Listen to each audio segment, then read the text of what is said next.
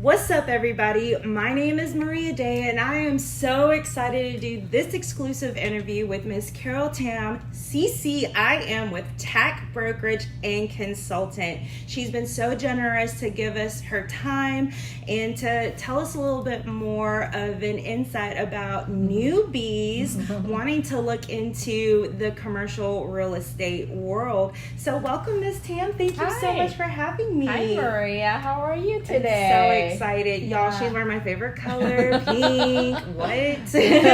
So let's just jump into our interview today. Sure. And question number one, what does it take to be excellent in commercial real estate? Sure. For example, the mindset, the emotions, expectations, education, etc. Oh, sure. I will start with 5C, Maria. The first one is commitment. Of course, you have to work hard, due diligence, and there are days that you just feel like, oh, I can't do this anymore, but you still have to commit to your clients, commit to that project. And the second will be capital investment, because we deal with money all the time. You have to verify. If you represent the buyer, you have to verify proof of fund. If you represent the seller, you have to make sure you know what is outstanding loan amount. Are they really wanting to sell the property? Oh, they're just thinking, if there's any buyers out there, I want $2 million for my property. So that's capital. There's money involved. And of course, on the leasing part, you always ask for proof of fund and ask for bank statement. And if it's buying, you have to pre-qualify them. All that could be done on the phone, and I'll show you how to do that, okay? Before you get in the car and show them 5 houses or 5 property out there, try to do your phone interview first. There's 20 different ways to get the answer. Do you have the money? Are you the true buyer? Because sometimes they won't tell you upfront. And number 3 will be caring, of course. We're in the consultant business. We're in the service industry. They have to like us. We just, not only the knowledge and the experience, we have to build that connection. So the number 3 will be caring. Character for me is very important, because you have to have integrity and you have to be honest. I have agents that work with me, don't know the contract, and they try to wink their way through, and then later on it will cause the brokerage firm, issues, because when you're misrepresenting the client, it's a big no-no out there. People lose license for that. The next will be courage. Courage. I always put courage out there, because there will be days that you get up in the morning, you just don't want to get up, and you don't find the motivation, you don't find the why. And that's when you dig a little deeper inside and remember, why do you do this? What was the motivation? What was that spark that from the beginning, why do you want to do it? For me, I do it because I want to make money. I mean, ever since I was in middle school, I was into sales. And family member probably laugh at me, because I'm always thinking about money. How do I make money? Instead of, they want the kids to be attorney, CPA, doctors, and I'm never into that. But I'm into caring. I love people. I love to help people make money. I love to share the investment part of it. Things that we don't learn from school. Yeah, I love to share that part. I think those are the 5C. Yeah, it's 5C. Now I'm going to talk about 2P, then I just added on. It's passion and property. Passion is something that in our real estate industry, every day, there's no 2 days are the same. You know that. And we will probably get 9 no. Get out of here.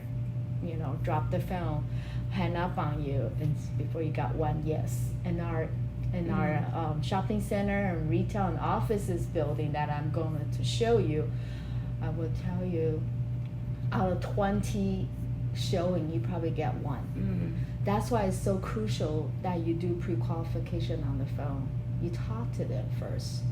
What are you looking for? What size you're looking for? What's your monthly budget? Because people don't ask those questions and they just get in the car and open the door at 3 o'clock appointment. Tomorrow at 10 o'clock, another one at 12 o'clock. We don't open door until you show qualification. I don't mean to be rude. I will tell them on the phone. I say, remind me again, what type of business do you have? How big a space you're looking for? And what is your monthly budget? A lot of times they were like, why, can I just look at it? Yes, but in order for me to help you, so please help me to understand your type of business. Oh, yeah. Why? Because it has to do with zoning. Mm-hmm. If you want to do event center, it's not the same as a nightclub. Mm-hmm. The parking ratio is different. I can go on and talk about it, you know. So the second one is property. For our real estate, you have to have listings. Listing is the king, Maria. So it doesn't matter residential and commercial, you have to have listing. If you represent a buyer, I have people say, oh, I don't like to deal with seller, I like buyer. Buyers are liars, Maria, okay? I've heard that. Yeah, so you have to have the listings, whether it's commercial listing or residential listing. Listing is the king. You have to have listing. Once you have the listing, I'll teach you how to do it. You get highest and best offer. You have them compete with each other. That's how you get the best deal, and you be the hero for your sellers. I wanted to pause right here for a second. So I wanted to, I'm going to insert a kind of a new question for people who do not know what a CCIM is. Ms. Carole, can you briefly tell us what differentiates you from just a regular commercial agent broker versus a CCIM? Yes, I get those questions a lot because I remember that's how you found me is through Google, and right before you call me, I actually get a card and it's anonymous. It's how you say it. They don't give a name, and they sent to my office say, I found you through CCIM website. I just want to tell you that I really enjoy your experience, and I really appreciate what you have done for the minority. And I was looking at who is this? You know, she did give a name but no return address. So CCIM stand for Certified Commercial Investment Member. This is for the top producers and investors in the whole world, and it's very difficult. Each class, when I was taking between 2005 to 2008, each class was $1,200, and you have to take 6 classes. After you finish all the exam, pass exam, and you have to take 2 days review. After review, you have to take another final. That's an 8 hours final. So as you take 101, they wash out more people. 102, wash out more people. 103, they wash out more people. And the most difficult is 104. For me, financial analysis is the most difficult one. That's 104. And each time they just wash out the one that just not gonna make it. So that's CCIM, and I do hold my pen proudly because it's very difficult, and there's not a whole lot of minority female out there in commercial real estate. But I have to tell you that I have no regret. I know it's very difficult, and I do business international because that's my goal. I don't want to just limit myself in the box. I only do the city, I only do Dallas, I only do Los Angeles. I'm able to help people from everywhere. East Coast, West Coast, New York, New Jersey, Florida, California, Chicago, they call me everywhere. And yesterday, clients from New Mexico City. Mexico. And Eduardo and I haven't never met each other. We spoke on the phone. We do a Zoom meeting for 4 months. So he actually showed up yesterday. He arrived. I gave him the keys and showed him the warehouse and congratulate him. It's just great feeling that people trust me. It's very rewarding. So in layman's terms, it like CCIM is like the PhD plus the real life expertise out in the field, right? For any of the buyers who are out there, or anybody who's like, or those who do want to find a brokerage to train under. this qualifies her to be not only just an expert, not only real life, in the industry, but a true expert. And not only that, who's truly invested in training you, and not, as we go on later in the interview, putting people to the side. Am I kind of saying that right? Yeah, but it's not for everybody. Yeah. CCIM is not for everybody, Maria. It's not fun because it's a lot of responsibility, risk, high risk, high return, of course. Commercial real estate, you deal with the big dollars, and you run with the very competitive, and client trusts you. So there's a lot of responsibility on our shoulder, and we have to be multitask. Right. And then if you're looking for a mentor, these are the type of qualifications you look for when you're looking for a commercial brokerage. Thank you. Of course, I'm going to highly recommend Thank you, Maria. Brokerage and Consulting. You're welcome. For question number 2, what are some common overlooked tools and skill sets used in commercial real estate that you recommend prior to pursuing this industry? Yes, I definitely think you want to have financial analysis background. Okay, like the banking industry. As a lender, what will you do? Will you underwrite this loan? Second thing will be investor point of view, because a lot of time you go out there looking at doing valuation for either house or duplex or office building or industrial warehouses. You really want to look as an investor point of view. Well, how would you do it if you're the landlord? How would you purchase it? Are you going to buy it if you're an owner user? Are you going to be the buyer for this? So we're not just another listing agent and helping client to get, fill it up the empty office space. I will look at it like, if I am the owner, I have 100% vacancy. What's wrong with this building? Has a great location, it's right next to freeway. Why is empty? So you go in as a consultant, but you will say, Mr. and Mrs. Seller or Mr. and Mrs. Landlord, okay, these are the reasons that why it's still vacant. Price too high, or you have to do TI allowance, you have to fix it up nicely. You have great location. So these are my strategy. These are my plan to bring that cash flow for you. Nice. You got to come up with a plan. So I don't just go out and get listing and stick my sign in the ground. Does that make sense? Yes, ma'am. Yeah. And the last thing is be an entrepreneur. That means you actually own your own company. Maria, you own your Maria LLC. I go out each day. I represent myself very carefully. Every word I say, every question I talk, my client, like this morning, I already have a client.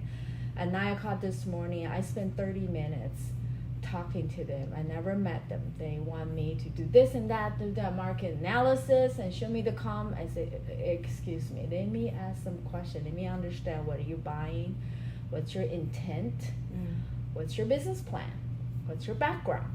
Have you done this before? Do you have the financial? Do you have proof of fund? She's like, well, I said, I'm sorry I asked so many questions, because the seller will be asking that. The lender will be asking that. And I only have 24 hours a day. I have to be very careful how I spend it. Yeah. And I'm 54 this year, Maria. I waste so much time. Don't look, girl. Thank you. She looks amazing. Thank you. Real. So it's you have to pick and choose. It's not that I have a whole lot of criteria. I need to prioritize who really need my help, who really have the ready, willing, qualified buyers. Does that make sense? So the top 3 will be financial analysis, investor's point of view, and be an entrepreneur. These are the things that you need to have in your gut before you come into commercial real estate. And then for the viewers, I just really love, I hope that you're really listening and hearing the type of questions, qualifying questions she's asking, because that's also a key indicator of the type of mentorship you will get under a broker. So Thank you. Asking great questions and Yes. learning how to hone those skill sets. Yes. So, Miss Carole, if you had to do it all over again, what would you wish you would have known or prepared for before being in commercial real estate? That's a great question. If I have to do all over again, I will take more negotiation class. I will take more psychology class. Because I'll tell you, the number one challenge I have in the real world dealing with commercial real estate negotiation, presentation, all that is how do you keep your peace and your cool even though people say you're not good enough, your rejection, low, offer too low. Didn't I already tell you, Carole? Things like that. It's very hurtful. And I'm such a type A.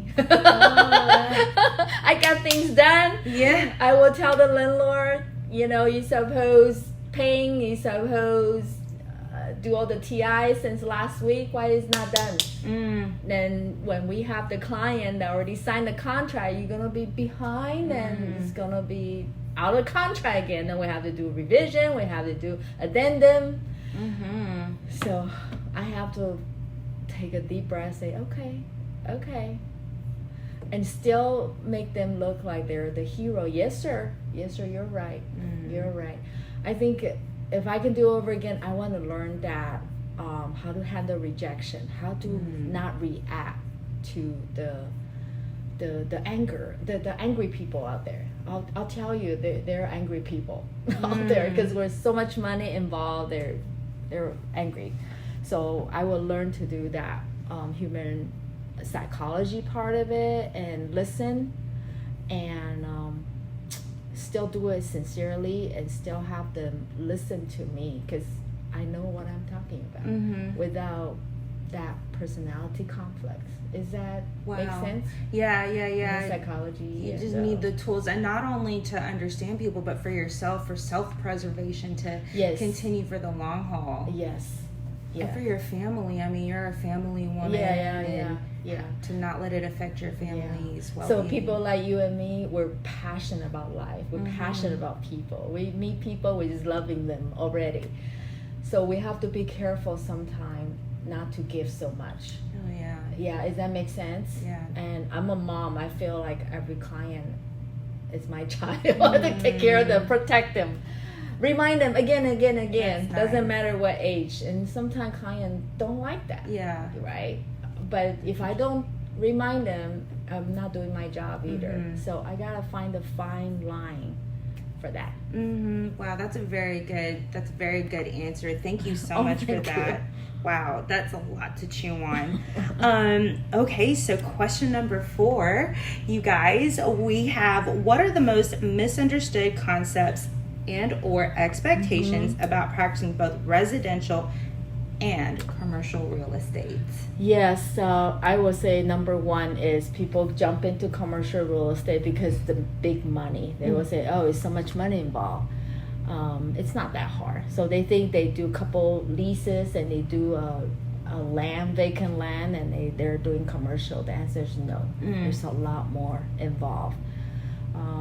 Residential, just too many agents out there doing residential, and commercial, it's the top.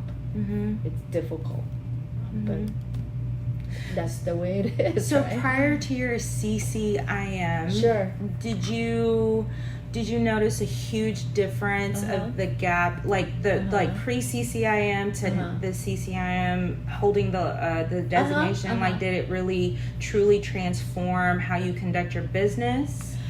Yeah, actually, good question, Maria. Because before CCIM, I was already doing commercial. I didn't just take my residential realtor license. There's 2 types of license. One is agent license. One is a broker license. I just went directly to broker because I know I want to open my own brokerage. Back in when I was 28, I already know I want to open my own company. I want to be my own boss. So first of all, I got my broker license, and second, I started with selling motel first because I have a bachelor degree in hotel management, hospitality management. And after selling hotel motel for a couple of years, and I start sell multifamily, duplex, triplex, 5 units and up, all that. And then I was selling retail shopping center. All this was already started before I got my CCIM. But because I have such a passion about cash flow analysis, how to make more money, how to minimize taxes. And when I get my CCIM designation, it all makes sense. Oh, wow. Yeah, it all makes sense. So I just love it. I've also heard from other people that, like, regarding doing both commercial and residential, that you should do one or the other. However, I've noticed that you've done both. So can you address that? Like, is that like a myth or? Oh, no.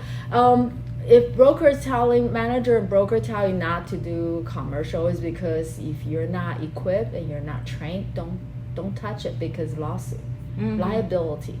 For example, as we speak today, May 13, 2021, it's such a honor and privilege to be the preferred commercial broker for JPAR, JPAR in Frisco, Texas. So JPAR CEO Mark Johnson reached out to me and asked me if we could cooperate.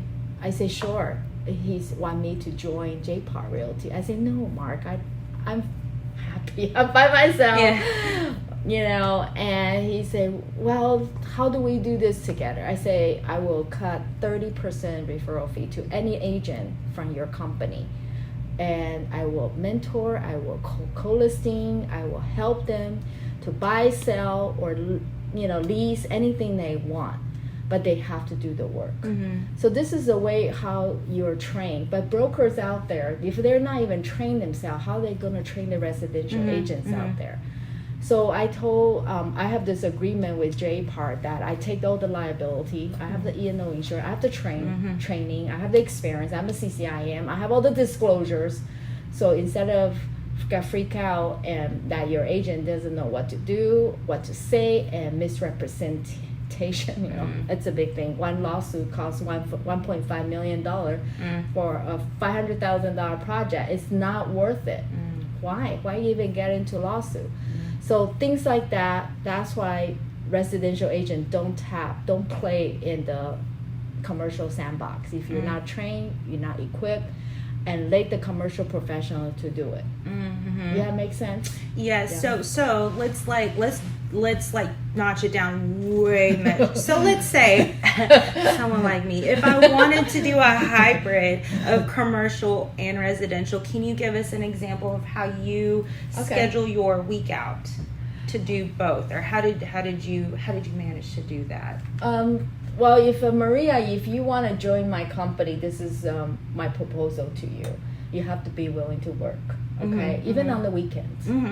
And I will actually share my listing with you, like we talk about on the phone. I have about 9 listings, so I provide the fishing pole, I provide the bait, you go fishing.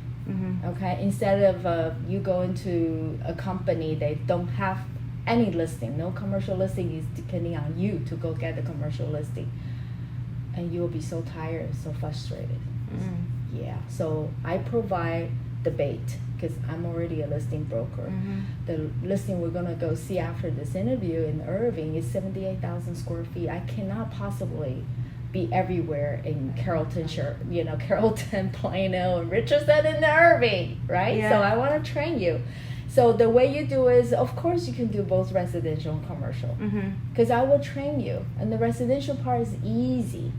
It's easy, and I will teach you how to do that too.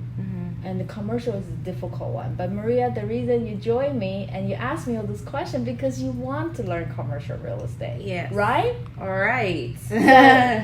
So that's your answer. And you want somebody to teach you, somebody already spent 30 years in the industry, and somebody who's a mother who know how to do, what's multitasking mean? What is it being a female minority in the commercial real estate? What does that mean?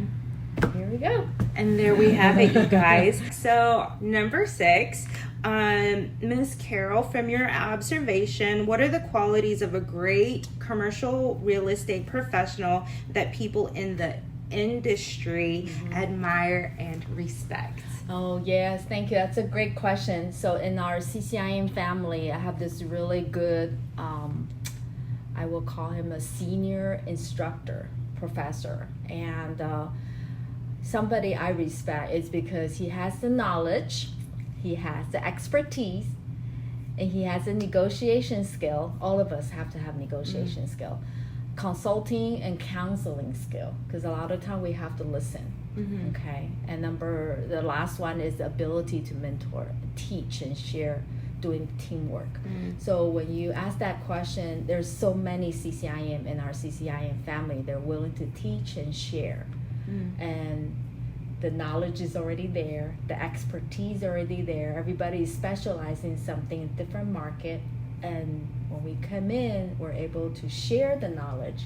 We're able to network. That's the beauty of it, CCIM. Yes. That's wonderful. That's wonderful. Thank you. Okay, so for question number 7, Miss Carole, what are the qualities of a great commercial real estate professional from the client's perspective? I do remember I have a client told me that years ago, Carole, it doesn't matter how you look and how many years in the industry, whoever can help client make the maximum amount of money, that's a hero in their eyes. I said, really, Larry? He said, yeah, whoever helped me make money, that's the agent I want. So number 1 is maximize profit, minimize headache for your client. And number 2 is the knowledge, expertise, and all above. Everything we do, everything we talk about, those are important. Yes. That's awesome. That's good to know, Miss Carole. Okay, so question number 8, you guys. I noticed you have several designations.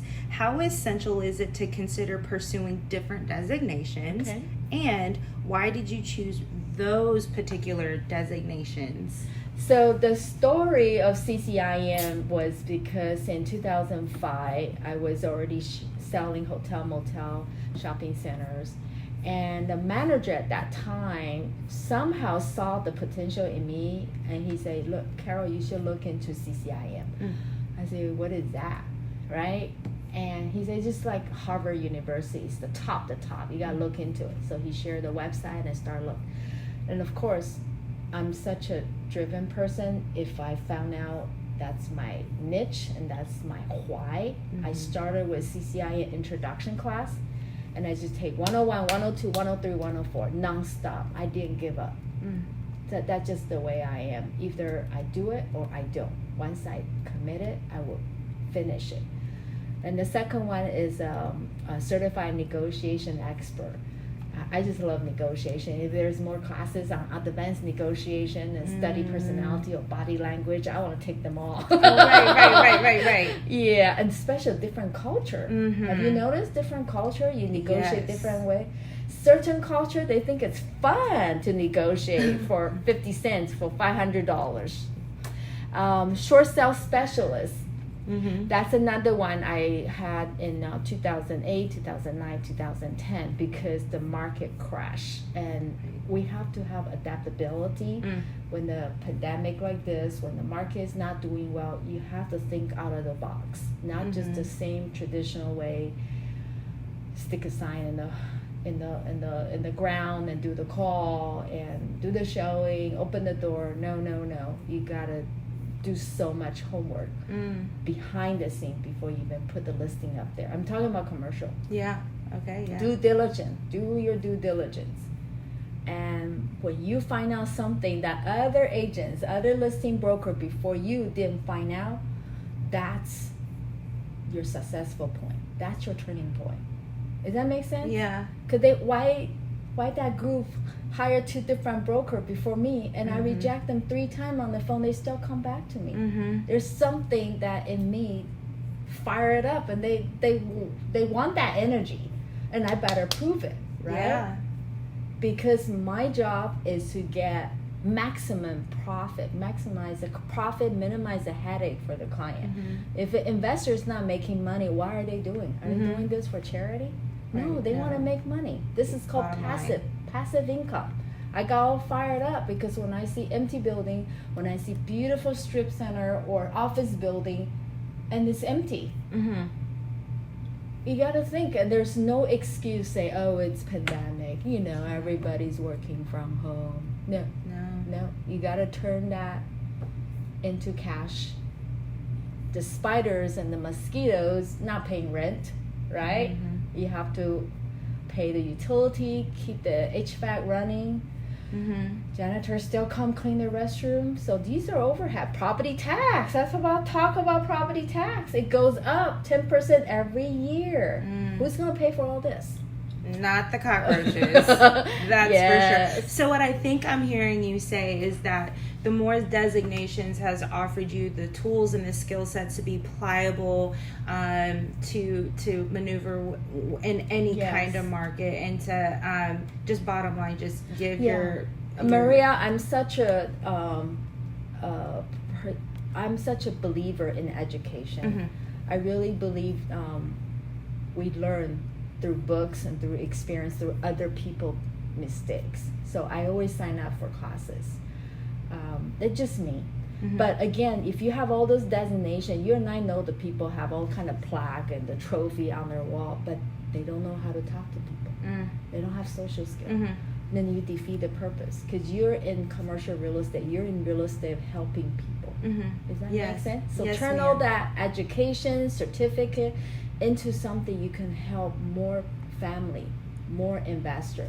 And that's when you became the unstoppable. I love it. Yes, unstoppable. I love it.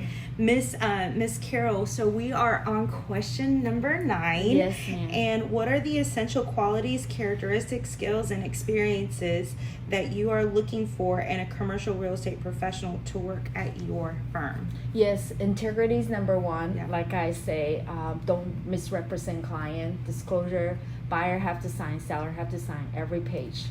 And the second will be passion in real estate. We have to love what we do, and the money will come. One time, I remember my professor, Thomas Castillo, told all of us in college that don't worry about money. You have to love what you do, and the money will come.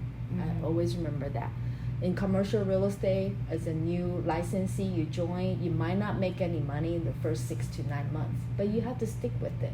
Because if you're on the right track and you have that cast iron stomach, it's just loving it, helping that client, turn that listing around, turning that empty building around, you will make money, and the reward will be big. I promise you. Mm-hmm. Not just the dollar sign, but it's like a teacher, a coach. When you see that little kid turn around, become much better person, right? A dancer, can even tell from left to right, and all of a sudden go on the stage and have that bright smile, have self-confidence, and we feel so good. And that's what we do in our commercial real estate. You help clients. People never think they can afford houses. They're able to. People tired of a 9-to-5 job, but they're able to come out, open their own company, have a e-commerce startup, something internet, and we give them a little office, startup company, and they became something big. And we're able to show them the how. We're able to give them the tools and give them the encouragement, and so they can achieve their American dream too. Isn't that great? That is really great, because you're essentially saying is that you're helping nurture and coach people to self-actualize their dreams and the potentials within them, but through the through the commercial real estate the business part of it. That is really great. Oh my gosh, that's exciting. Thank you, especially for all those entrepreneurs out there. Yes. So for our very last question, so question number 10, Miss Carole. Yes. What questions should I be asking that you feel are absolutely essential to pursuing a commercial real estate career? Okay.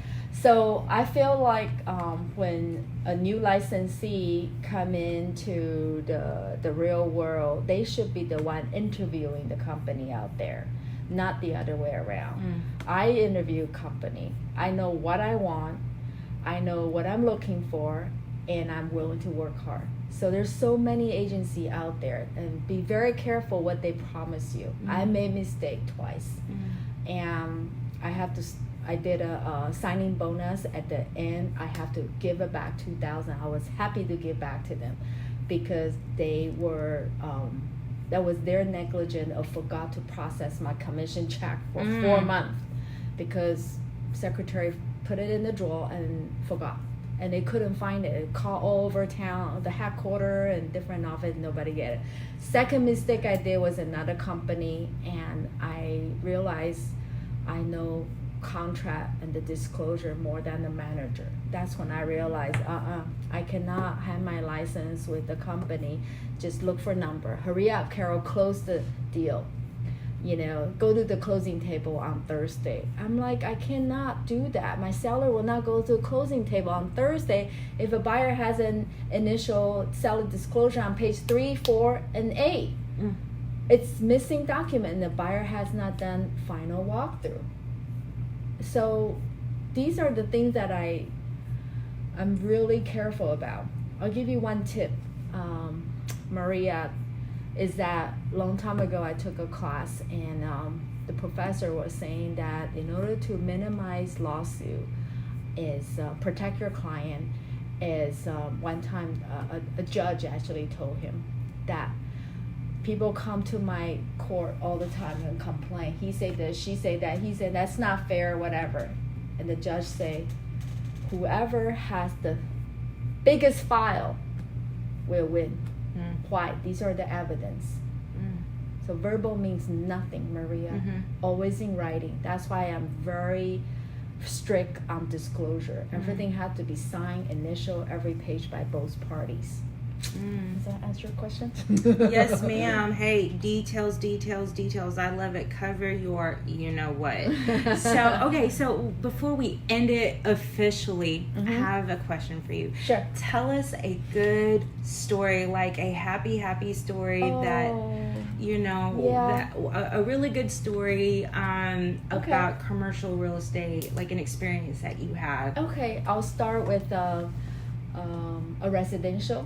Okay, so in 2019, June 4th to June 7th was the CCIM Japan chapter, their annual convention. So I was invited to be the guest speaker. So I flew over there and spent my own money on the hotel and the airline and all that.